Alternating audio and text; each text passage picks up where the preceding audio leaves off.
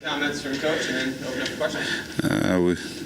We got a chance to play a team we played early in the year, Auburn team. I think it was our second game on the road, and they took it to us pretty good. They shot the ball awful well. They made 11 threes, and they built a lead at halftime. Obviously, they had something to do with that, and I thought we did too. We turned the ball over 10 times in the first half. I think that was a period where we were trying to outscore people during that particular time. So in the second half, I thought we probably played them even, but we had such a they had a big lead that we couldn't get over that hump. I thought we cut it to 9.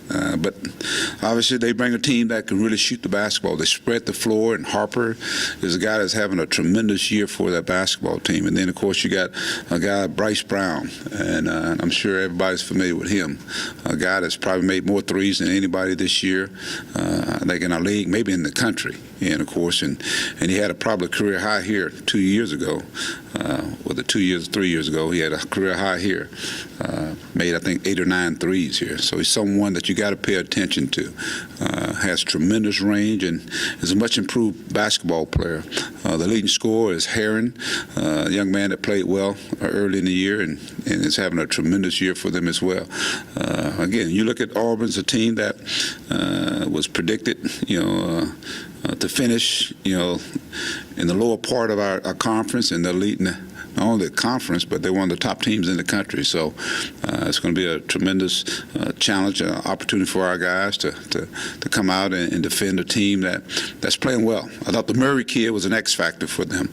The first time out we played them, they attacked us on the glass. They got wide open shots. They took advantage of our miscues. So it's something where we got to really clean it up in terms of the basketball. We got to be with them in transition. We got to find the guys that really shoot the basketball and make them drivers. And obviously, again, we got to rebound the basketball and get to the free throw line as well. They got to the free throw line at their place. So it's an opportunity for us to get better. And senior night, we got 6 seniors, 7 including J.T. Plummer. Some guys who, especially the guys that have been here for 4 years, when you talk about Trey Thompson and Anton Beard. So I'm sure it's going to be a special night for them. And then you got Macon and Barford, along with Orlando Cook, Dustin Thomas, guys who have come here. And thus far, I think they've done a good job of representing our university. And I'm sure they want to go out in a fine fashion. So should be a great atmosphere. Late Tuesday night game, great opportunity for our fans to really bid a good farewell to these guys and thanking them. That's all I think it's an opportunity for them to come out and thank them personally, for being a Razorback. All right, Federation, we'll get a mic to you. Yeah, Mike, how would you – I know these guys came at different times as seniors. Some have been here 4 years, some 2. I guess Dustin's been here 3. But how would you sum up their impact on the program? Just how emotional is it going to be? Because, some schools don't even have senior nights anymore, and having 6 is kind of a rarity, I imagine. Well, it'd probably be good not to have one. Like you said, it's going to be emotional because when you talk about Trey and Anton Beard, those guys were babies when they came here. And they've been very instrumental, I think, in the success that has taken place. But I've seen them grow from young boys to almost young men, and they've had some ups and downs along the way. But I think they've had the staying power, and I think that's always big when you got that staying power. And we're seeing them maturing and trying to become leaders for this basketball team.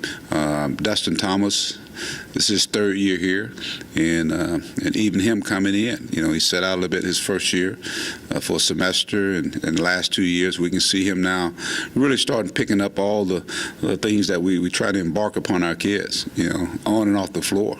All these guys are in position to graduate. Trey has already graduated.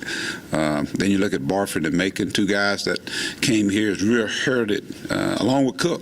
They came as herited JUCO players, and the stereotype is it takes them a while to come in and get acclimated. It takes them a year. But those guys were on the fast track, especially Macon and Barford, and they certainly have impacted our program. They're known not only around the state but around the country by what they bring, and I think that's a tribute to those guys coming in and fitting in with this group here. It's not easy to do, especially when you got that many seniors and you got that many new faces coming in. The only 2 guys we had coming back were CJ and Adriel Bailey. And so now all the other guys are new guys. So, and Orlando Cook, he's a guy that obviously in his role, he's done a pretty good job, had some real bright moments, and then he had some moments where he hadn't played as well, but still yet he's had that staying power, and I think that's the thing you commend them about. And they're all in position to graduate, and I think that, to me, is the ultimate when they graduate.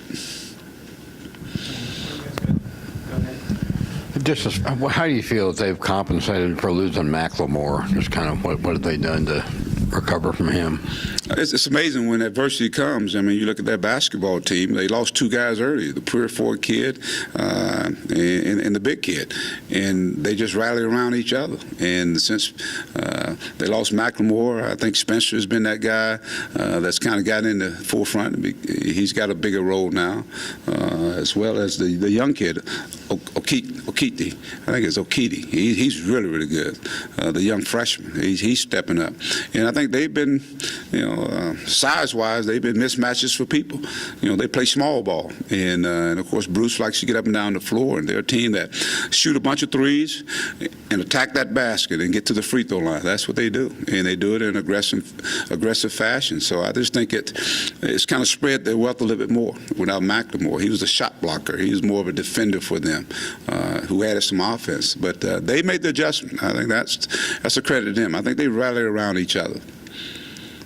Hey, Mike, Auburn's obviously playing for a championship, and if they beat you guys, they're going to clinch the title. Just how do you feel about that? How motivated do you think they'll be? And just obviously, you don't want somebody to win a championship on your court. I think both teams be motivated. We want to be motivated. We want to protect the home court. We want to get better. We want to continue to play good basketball going down this stretch. It's a big game, and I'm sure for them it's a big game as well.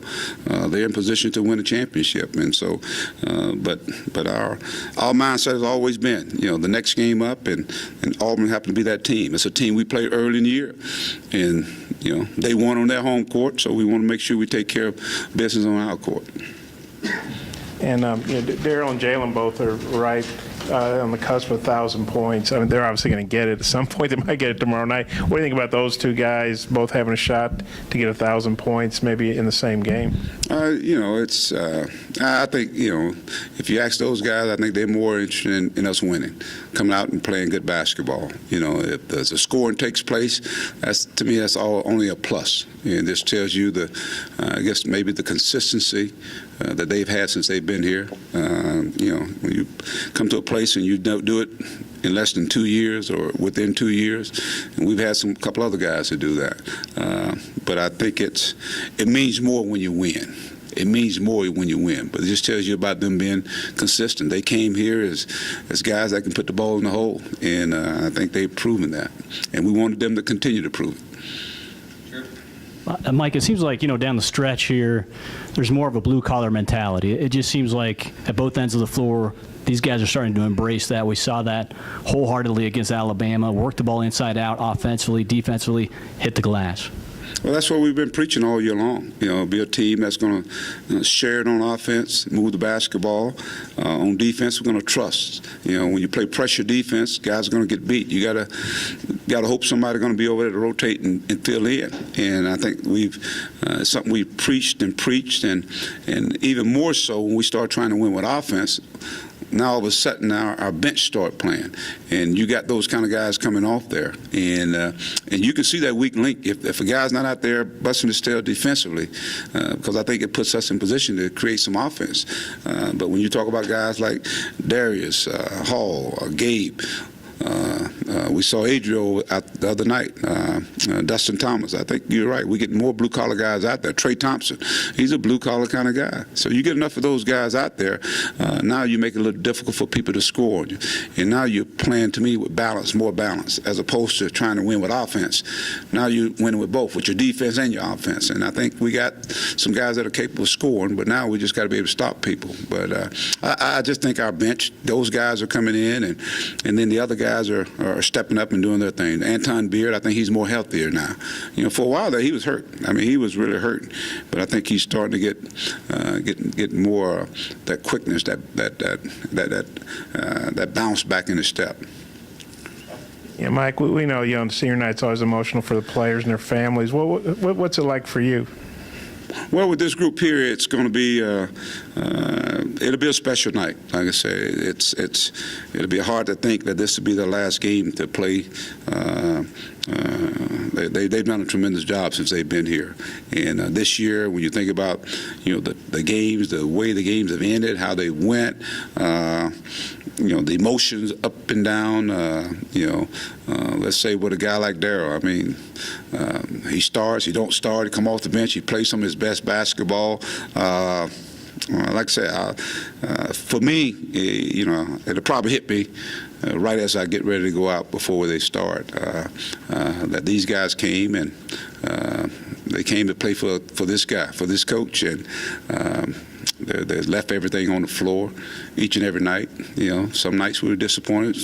A lot of nights we went home happy. And but through it all, I think when I talk about family, these guys be a part of my family for the rest of their life, and they know that if there's anything that we could do for them, we're here for them, and they will be Razorbacks forever. I think that's, to me, the greatest gift from a coach, or the greatest gift a coach can get, is to seeing the kids go out and be productive citizens. They finish what they started. He talks about he's had his ups and downs. We know what he's talking about. How do you think he's handled everything? He said he thinks he's matured a lot. Just and he said he knows he probably hadn't lived up to expectations on the court. What do you thought about his time here and how he's handled stuff? I think it's everybody goes through different trials and whether you talk about trials and tribulations throughout their life and adversity, good and bad, and that shapes that person. And I think for him, I think he sees that there's more to life than games. It ain't just about games. I think there's a life out there, and I think he's learned. He's mature. He really has matured, and he's doing well in school, and knowing that that degree is going to be there forever, something that no one can take. Basketball, you can deflate that ball tomorrow. But what have you got after that? And so I think it's put some organization in his life, put a little discipline in his life, and I think he's going to be better because of it. I really do. He's part of a group. He's part of a brotherhood. He's part of a family. A lot of guys don't have a chance to do that, and I'm talking about true in this kind of environment. So you learn so much, so many things, and I'm sure that's the things that he'd probably be thankful for. He wasn't playing a ton. Some coaches would say, well, he's not starting, he's not a star, I'm going to cut him loose. What was it about Orlando that made you want to keep being there for him? I think he's a good kid. I think he's a good person. I think he's got a good heart. I think even as he sat there and hadn't played, he's still about this team. He always talks about this team, Coach, whatever. I got a text from him, probably the day after the Alabama game. Coach, I'm still going to help us. I'm going to help us. And when a guy does that, that tells you he's into the team. Anything else? One more right here. Were you kind of surprised at how efficient Adrio was the other day, just considering he hadn't played a whole lot recently? Say it again now?